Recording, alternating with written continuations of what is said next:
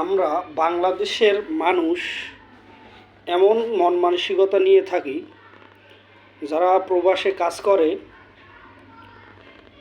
যে কাজ করুক না কেন, ছোট কাজ বা বড় কাজ, যদি আসি কাজ শেষে বাংলাদেশে, তাহলে সব সময় মনে করি যে উনি প্রবাসে হয়তো ছোটোখাটো কাজ করেই বাংলাদেশে আসছেন। সব সময় তাদেরকে একটু হলেও ছোট চোখে দেখি। আসলে সে প্রবাসে যায়া যে কোনো কাজ করুক না কেন, কাজ করে হালাল উপার্জন করে সে বাংলাদেশে আসে।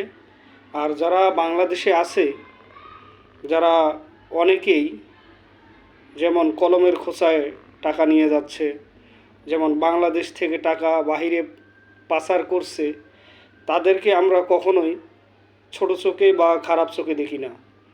অথচ যারা প্রবাসী বিদেশ থেকে আসতেছে ছোটোখাটো কাজ করে বাংলাদেশে, তাদেরকে সব সময় আমরা বলি যে বাহিরের দেশে যাওয়া হয়তো ঝাড়ু দিছে, হয়তো এটা করছে, বা হয়তো ক্যান্টিন বয় ছিল।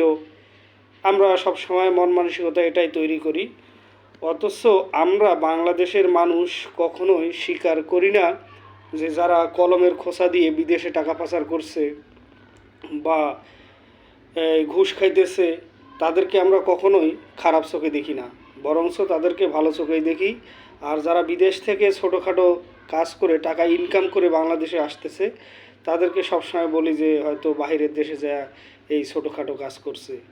আসলে আমাদের মন মানসিকতাটা পরিবর্তন করা মনে হয় দরকার আমাদের সকলেরই।